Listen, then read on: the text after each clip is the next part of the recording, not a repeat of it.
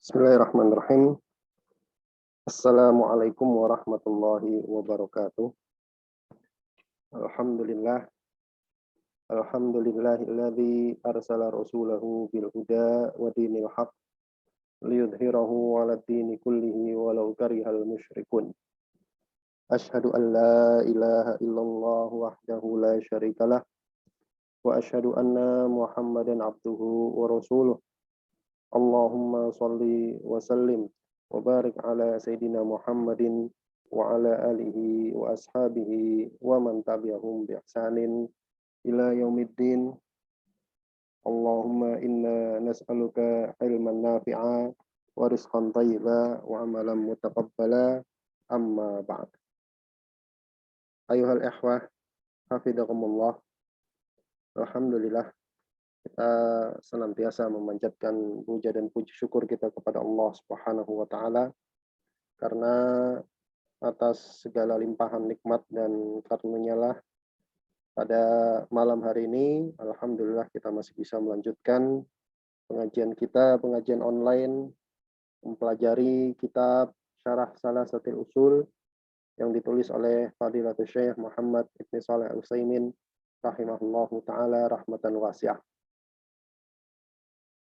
Pada pertemuan yang lalu, kita sudah mempelajari tentang makna dari syahadat. Kita masuk pada bagian rukun iman, rukun Islam. Rukun Islam. Sudah kita mulai membahasnya satu persatu, yaitu yang pertama syahadat, dan makna-maknanya syahadat asyhadu alla ilaha illallah dan Muhammad Rasulullah. Kemudian kemarin kita sudah mempelajari sedikit tentang rukun Islam yang kedua, yaitu sholat. Bahwasanya perintah untuk melaksanakan sholat dan membayar zakat ada dalam satu ayat, yaitu surat Al-Bayyinah ayat ke-5. Ya. Kita baca dulu, gitu. Lihat di sini. Bismillahirrahmanirrahim. Qala al-musannif rahimahullahu ta'ala rahmatan wasi'ah wa nafa'ana bihi wa bi'ulumihi fi daraini amin. Kata beliau, wa dalilu sholati wa zakati wa tafsiru tauhidi qauluhu ta'ala. Dalil tentang sholat, tentang zakat, tentang tafsir tauhid itu adalah firman Allah Subhanahu wa ta'ala dalam surat Al-Bayyinah. Itu wa ma umiru illa liya'budullaha mukhlishina lahuddin. Wa ma, dan tidaklah umiru mereka, kitabnya ini asalnya kepada ahlul kitab ya. Tidaklah mereka diperintahkan kecuali supaya mereka menyembah Allah mukhlishina lahuddin. Mukhlisin ini hal dalam keadaan mereka mengikhlaskan hanya untuk Allah seluruh amalan. Ad-din itu kullul amal. Hunafa'a, dalam keadaan hanif ya, dalam keadaan hanif. Wa yuqimus shalah, dan juga mereka diperintahkan untuk menegakkan sholat, wa yu'tuz zakah, dan membayar zakat. Wa dzalika dinul qayyimah. Yang itulah agama yang qayyimah, agama yang lurus. Baik. Nah, ini adalah satu ayat yang berisikan 3 hal sekaligus. Apa saja? Perintah sholat, perintah zakat, dan juga pengertian dari tauhid. Ya, dalam surat Al-Bayyinah ini kita bisa mendapatkan faedah 3 hal, paling tidak 3 hal. Itu yang pertama perintah sholat, perintah zakat, dan pengertian dari tauhid. Kita lihat. Kemarin sudah ya kita bahas tentang sholat dan zakatnya. Sekarang kita lihat catatan kaki nomor ketiga, yaitu wadzalika dinul qayyimah. Ya, kata Allah, dan yang demikian itu apa? Menyembah Allah dalam keadaan mengikhlaskan seluruh amal, menegakkan sholat dan membayar zakat. Yang demikian itu adalah agama yang lurus. Apa itu? Ai ibadatullahi mukhlishina lahuddina hunafa. Yaitu menyembah Allah dalam keadaan mengikhlaskan hanya untuk Allah seluruh amalan dalam keadaan hanif. Dalam keadaan hanif. Hanif secara bahasa itu artinya menjauh dari kesyirikan menuju kepada tauhid. Itu namanya hanif. Wa iqamis shalah wa ita'iz zakah. Jadi Maknanya adalah menyembah Allah dalam keadaan mengikhlaskan hanya untuk Allah seluruh amalan, kemudian menegakkan sholat dan membayar zakat. Yang demikian itu adalah dinul qayyimah, agama yang lurus. Apa itu? Dinul millatil qayyimati allati la i'wijaja fiha li'annaha dinullahi azza wa jalla. Yaitu agama milah yang qayyim, yang lurus, yang tegak, allati yang la i'wijaja fiha. Tidak ada kebengkokan di situ. Tidak ada kebengkokan di dalam Islam. Kenapa? Karena agama Islam itu adalah dinullah, agamanya Allah Subhanahu wa taala, agama yang Allah turunkan. Wa dinullahi, dan agamanya Allah itu mustaqimun, adalah agama yang lurus. Kama qala Allah taala, sebagaimana firman Allah taala dalam surat Al-An'am ayat ke-153. Allah, wa anna hadza sirati mustaqiman fattabi'u. Dan bahwasanya yang ini, yang demikian ini adalah sirati, jalanku mustaqiman, yang lurus, fattabi'u, maka ikutilah dia. Wala tattabi'us subul, dan janganlah kalian mengikuti jalan-jalan yang lain. Artinya agama-agama yang lain, firqah-firqah yang lain, ideologi-ideologi yang lain gitu ya kalau sekarang. Fatafarra bikum an sabili. Yang mana jalan-jalan selain jalannya Allah, selain agamanya Allah itu akan mencerai-beraikan kalian an sabili, dari jalannya Allah. Kemudian beliau Syekh Saleh memberikan kesimpulan, kita lihat di sini.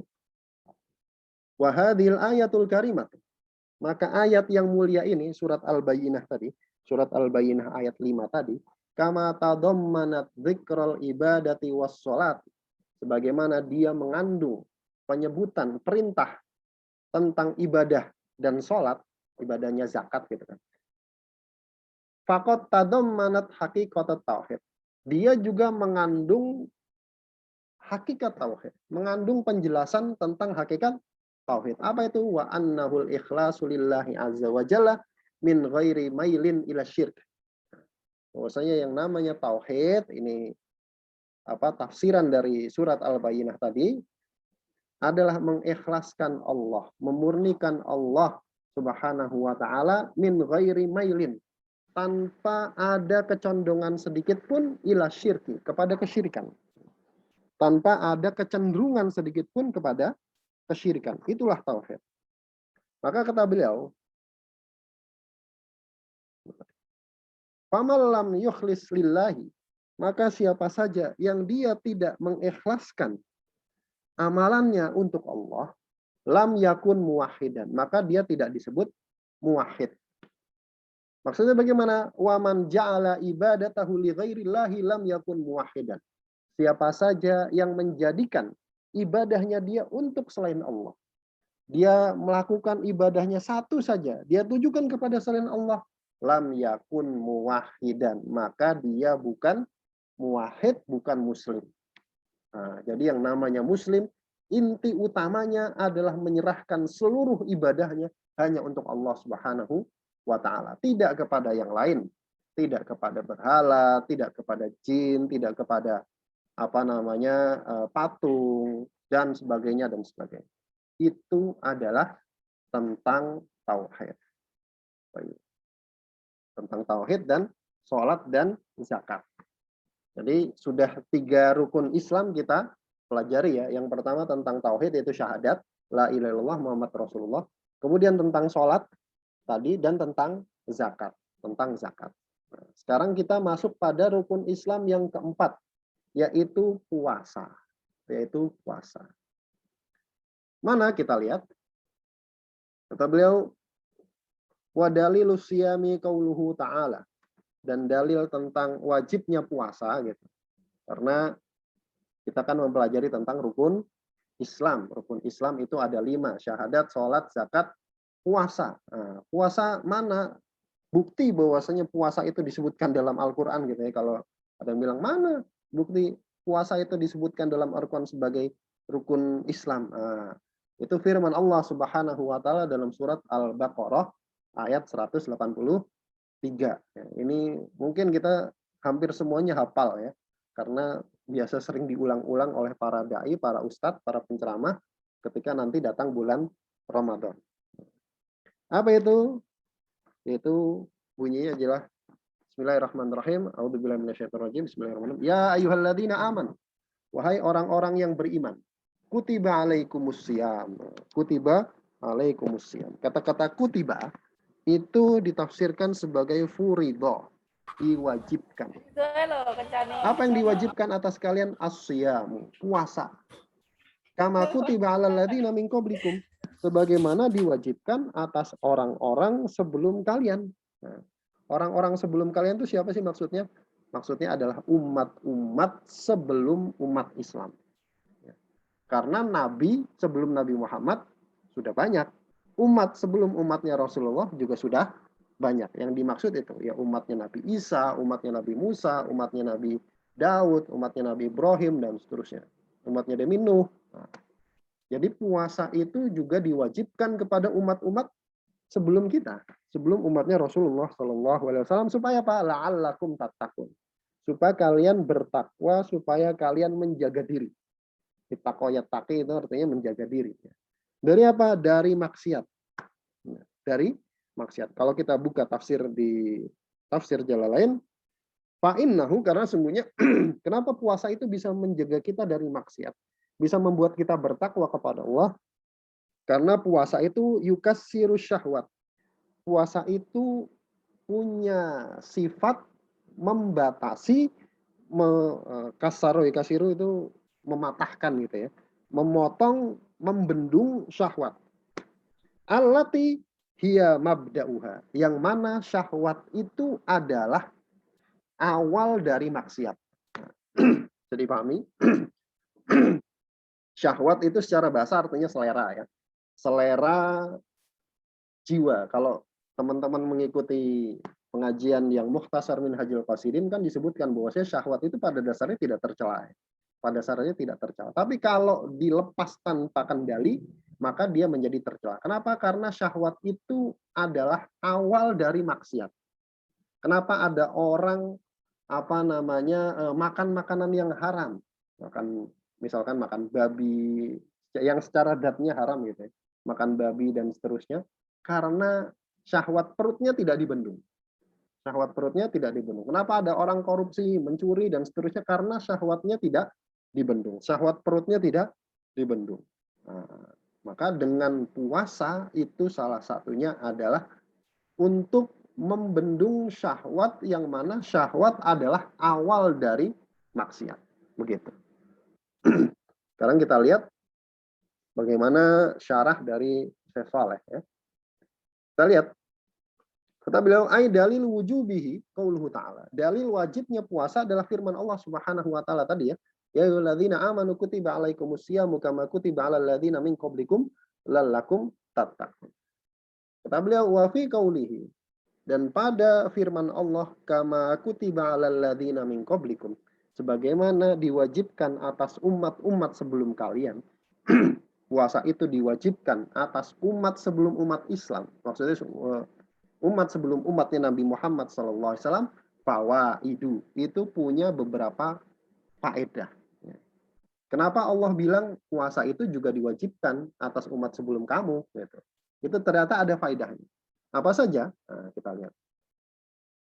Awalan faedah yang pertama adalah ahamiyatus siyami. Ini menunjukkan pentingnya syariat puasa. Pentingnya syariat puasa. Kenapa? Haitsu faradahullahu azza wa jalla 'alal ummami min qablina. Yang mana Allah Subhanahu wa taala wajibkan atas umat-umat sebelum kita juga. Wa hadza yadullu 'ala mahabbatillahi azza wa jalla lahu. Ini menunjukkan atas kecintaan Allah Subhanahu wa taala lahu terhadap ibadah puasa. Kembali ke puasa.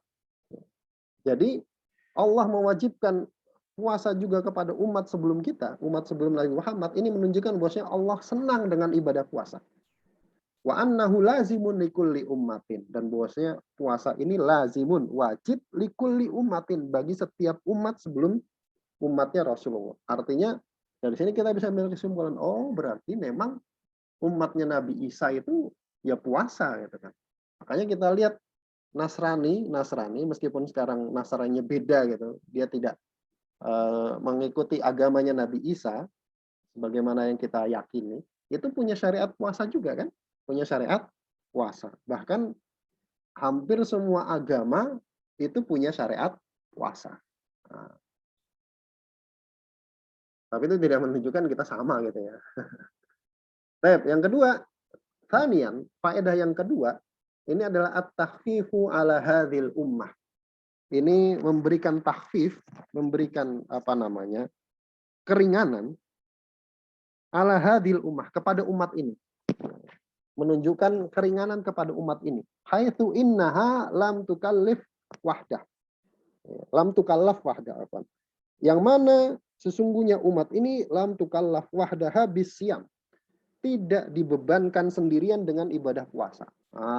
Jadi istilahnya puasa kan berat ya. Alladzi qad yakunu fi masyaqqatun 'alan nufusi wal abdan.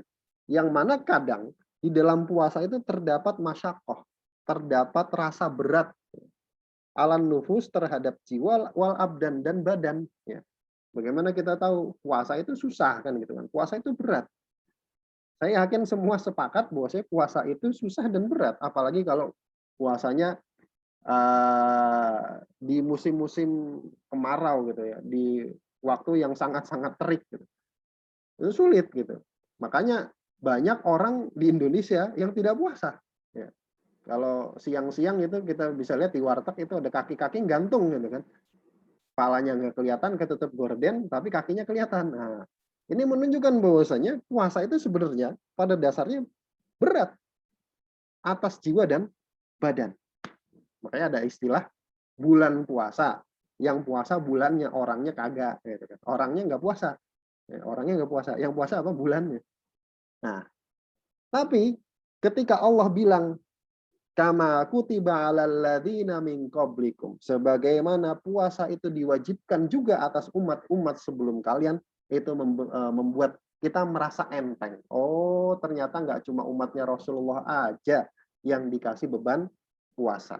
Umat-umat sebelum kita juga dikasih beban puasa. Bahkan kadang puasanya lebih berat dibandingkan dengan apa namanya puasa umatnya Rasulullah Muhammad Shallallahu Alaihi Wasallam. Artinya ya udahlah, nggak usah apa namanya, nggak usah manja. Umat-umat sebelum kita itu jauh lebih berat apa namanya syariatnya.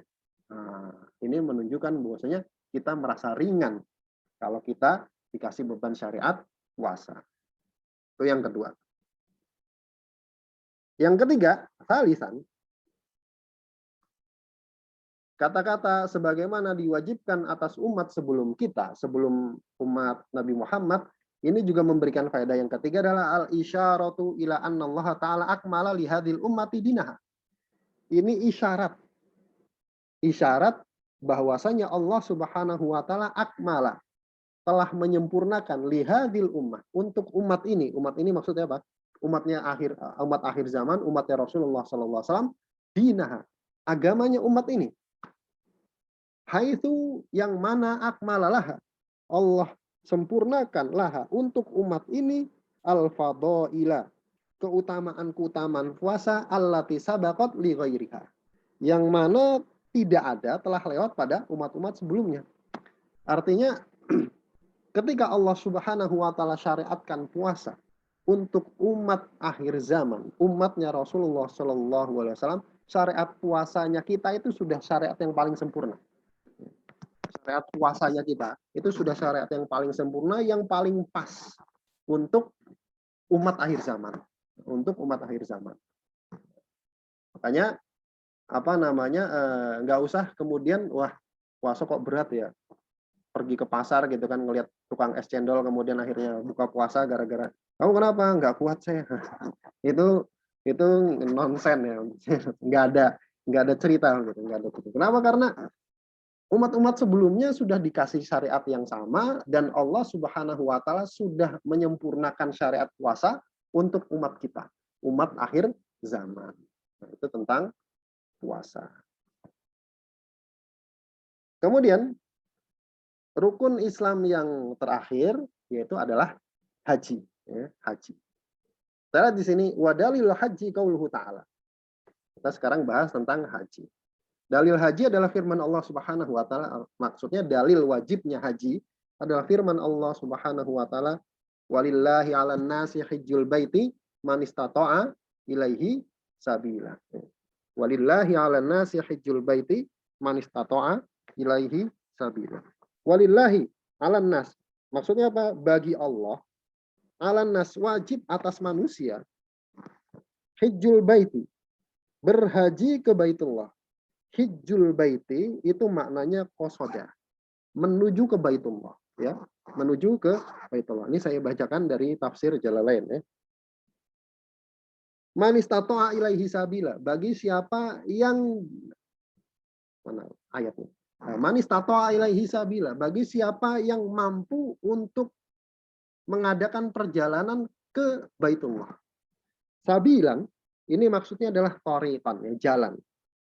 Rasulullah Shallallahu Alaihi Wasallam itu menafsirkan kata-kata sabilan di sini, kata-kata sabilan, manis tato ilaihi sabila. Jadi haji itu wajib bagi orang yang mampu untuk jalan ke sana. Nah, jalan itu maksudnya apa sih? Nah, Rasulullah itu menafsirkan dua. Yang pertama zat, zat itu bekal.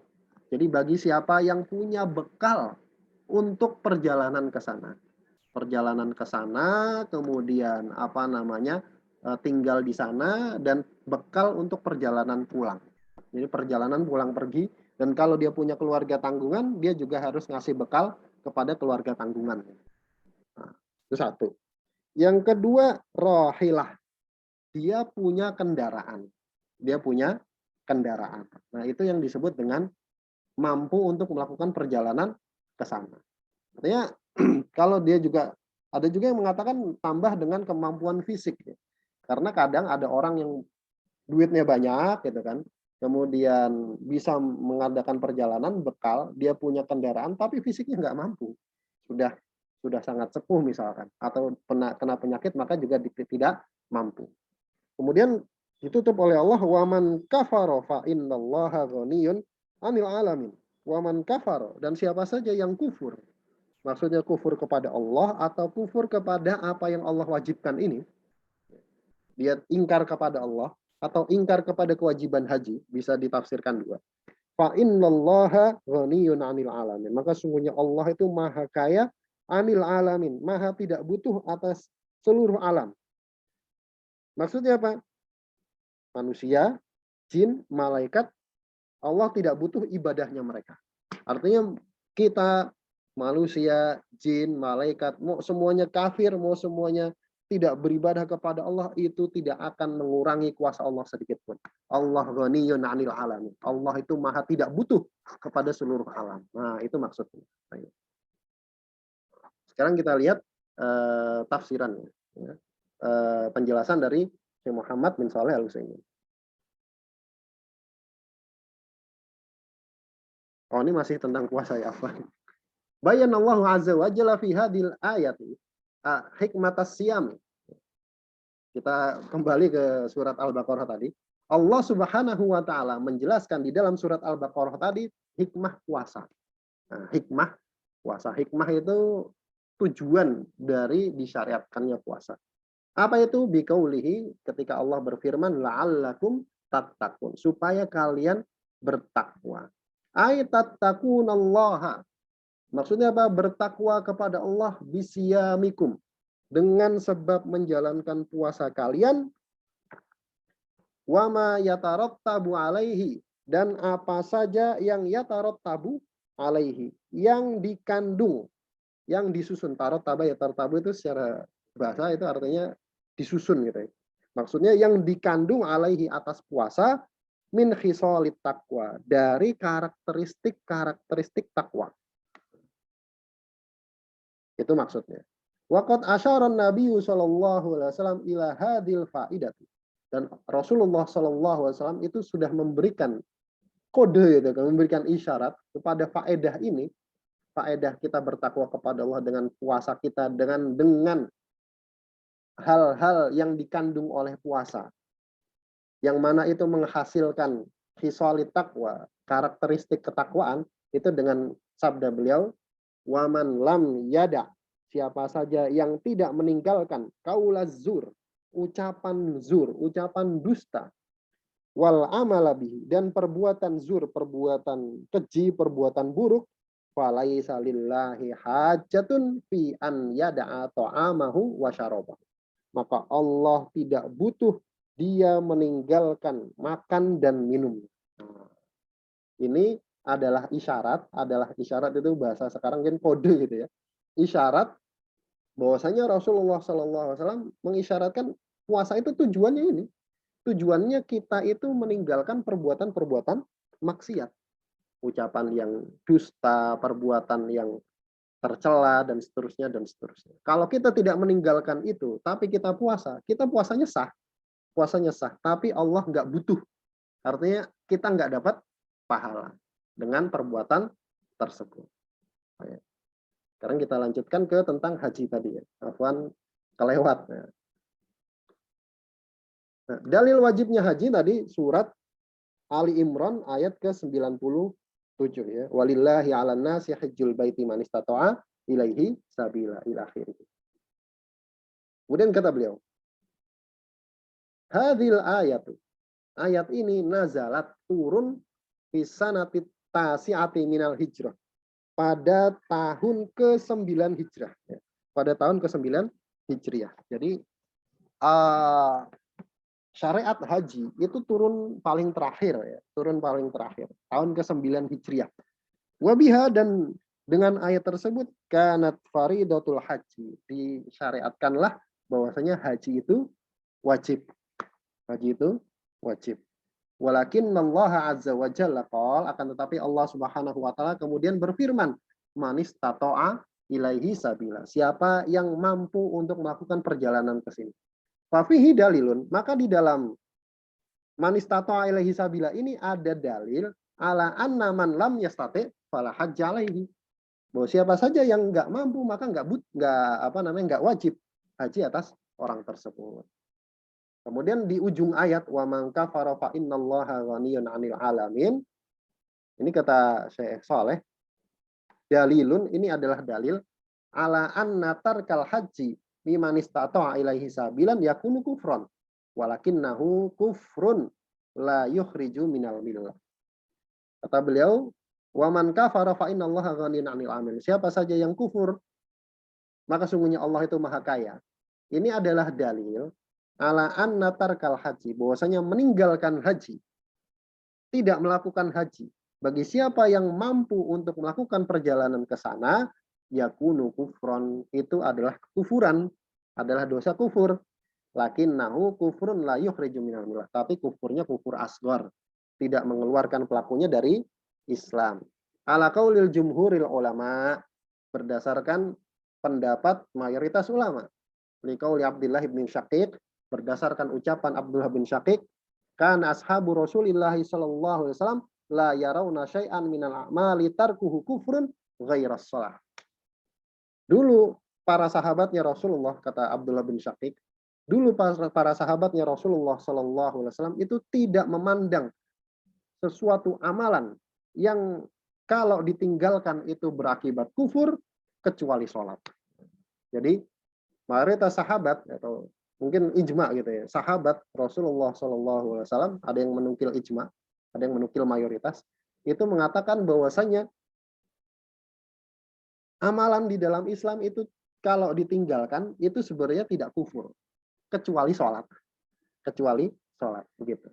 Ya, Wallahu a'lam bishawab. Jadi ini menunjukkan bahwasanya meninggalkan haji bagi siapa yang mampu ini dosanya setara dengan dosa kufur asghar. Kufur asghar. Kita tambah sedikit. Nah, itu tentang rukun Islam ya, rukun Islam. Nah, sekarang kita masuk kepada rukun iman. Masuk kepada rukun iman. Nah, kata beliau, "Tsumma qala al-musannif rahimahullahu taala wal martabatu tsaniyatu al-iman." Tingkatan yang kedua dari agama Islam ini adalah iman. Jadi Islam, rukun Islam, kemudian iman, kemudian yang tingkat tertinggi apa? Ihsan. Nanti kita akan belajar tentang ihsan. Islam sudah rukunnya 5. Sekarang iman. Al-martabatu tsaniyatu al-iman. Tingkatan Islam yang kedua, tingkatan dalam agama kita yang kedua adalah iman. Wa huwa bid'un wa sab'una syu'batan. Dan iman ini punya bid'un. Bid'un ini dipakai oleh orang Arab untuk menyebutkan bilangan antara 3 sampai 9. Nanti ada 3 sampai 9. Wa sab'una syu'batan. 70 sekian cabang. Jadi kalau bid'un wa sab'un berarti terjemahannya antara 73 sampai 79 cabang. Jadi iman itu punya cabang yang banyaknya antara 73 sampai 79. Fa'laha, cabang yang tertinggi adalah qaulu la ilaha illallah. Ucapan la ilaha illallah. Ini adalah intinya iman. Kalau ini hilang maka hilang imannya. Wadnaha, dan cabang iman yang paling rendah adalah imatatul adza anit thariq.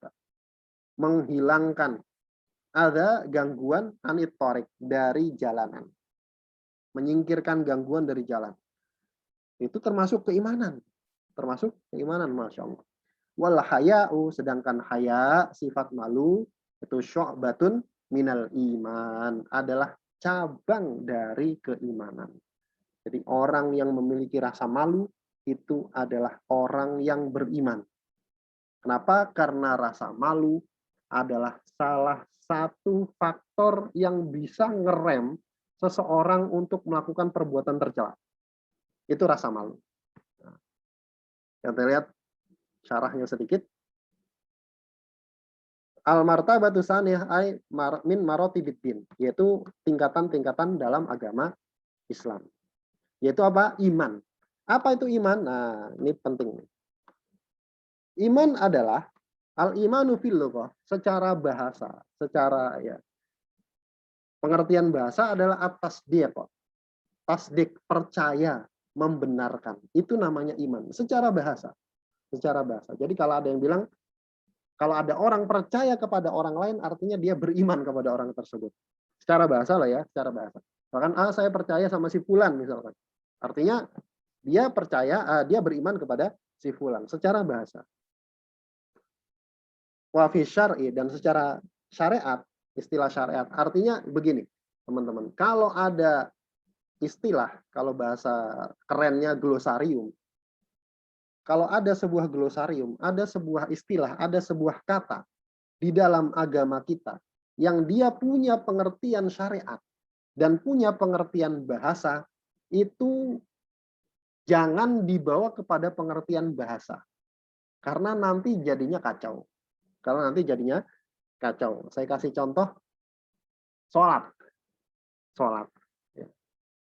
Sholat pengertian secara bahasa apa? Doa. Berdoa. Sholat pengertian secara bahasa adalah berdoa.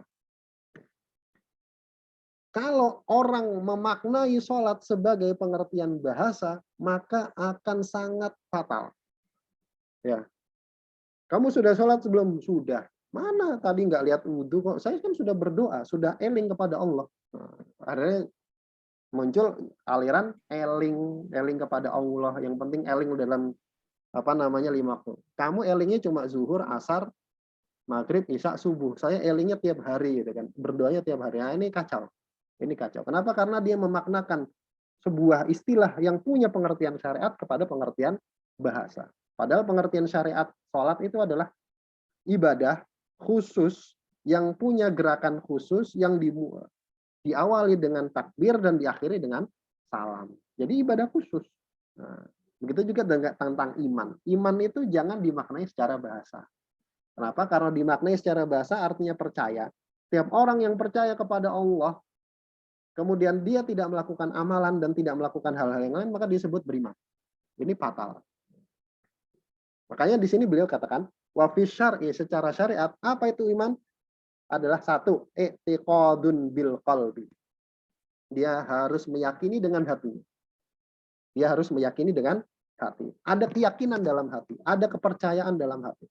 Yang kedua, wa qaulun bil lisan. Harus diucapkan dengan lisan. Diucapkan dengan lisan apa? Ucapan syahadat itu. Asyhadu alla ilaha illallah wa asyhadu anna Muhammadan Rasulullah. Kemudian wa amalun bil jawarih, dan diamalkan dengan anggota badan. 3 ini tidak boleh lepas. Keyakinan dengan hati, ucapan dengan lisan, amalan dengan anggota badan. Kalau satunya hilang, maka tidak dikatakan beriman. Orang meyakini dengan hati, kemudian mengucapkan dengan lisan, tapi nggak mengamalkan dengan anggota badan. Dia nggak pernah sholat, nggak pernah zakat, nggak pernah puasa. Ya, pokoknya Islam KTP. Dia nggak beriman, dia nggak beriman. Kemudian dia meyakini dengan hati, kemudian mengamalkan dengan anggota badan, tapi dia nggak pernah syahadat, nggak pernah mengikrarkan dirinya Muslim. Dia orang ikut-ikut aja, orang ibadah dia ikut aja. Nah, kalau dia bukan dari keluarga Muslim gitu ya, bukan dari keturunan Islam, kemudian dia nggak pernah mengumumkan dirinya masuk Islam, maka tidak dianggap sebagai Muslim, tidak dianggap sebagai Muslim. Kemudian ada orang yang mengucapkan syahadat, mengamalkan dengan anggota badan, tapi tidak meyakini dengan hatinya, munafik. Munafik. Jadi qaulun bil lisan ini penting sekali ya. Di beberapa kitab ulama disebutkan kalau ada orang yang lisannya itu sehat, kemudian tidak mengucapkan syahadat, maka dia bukan muslim. Maka dia bukan muslim. Wa huwa bid'un wa sab'una syu'batan. Dan iman itu punya 70 sekian cabang. Nah, bid'un tadi, bid'un secara bahasa adalah bikasril sin, bikasril ba, bid'un, itu minas salasah ila tis'ah. Bilangan dari 3 sampai 9. Asy'bah itu maksudnya adalah al-juz'u minas syai', bagian dari sesuatu. Nah, jadi iman itu punya 70 sekian cabang. Cabang yang tertinggi tadi apa? Syahadat la ilaha illallah. Yang paling rendah imatatul adza anit thariq. Apa itu? Ai izalatul adza, menghilangkan gangguan. Apa itu gangguan? Wa huwa ma yu'dza al marota. Segala sesuatu yang yu'dzi ya. Harusnya ada titiknya. Adza yu'dzi. Segala sesuatu yang mengganggu al marota. Orang lewat. Min ahjarin, baik itu batu, wa aswakin, duri, kemudian wa nufayatin, kotoran, wa kumamatin, sampah, kumamah, wa ma lahu raihatun karihatun, atau sesuatu yang punya bau nggak enak. Ya. Wa nahwi dzalik, dan yang semisal. Jadi kalau kita lewat di jalan ada batu, ada ranting, kemudian ada duri, ada kotoran kucing misalkan, atau kotoran sapi, itu bagusnya disingkirkan. Bagusnya disingkirkan. Jadi sesuatu yang baunya nggak enak, itu semua disyariatkan untuk disingkirkan.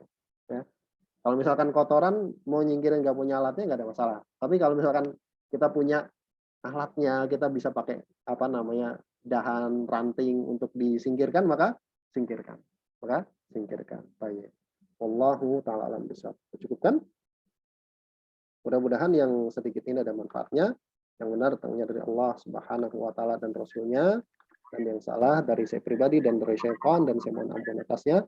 Kita tutup dengan bacaan doa kafaratul majelis. Bismillahirrahmanirrahim. Subhanakallahumma wa bihamdika asyhadu an la ilaha illa anta astaghfiruka wa atubu ilaik. Assalamualaikum warahmatullahi wabarakatuh. Waalaikumsalam warahmatullahi wabarakatuh. Jazakallahu khairan Ustaz Wahyu. Wa iyyakum, Mbak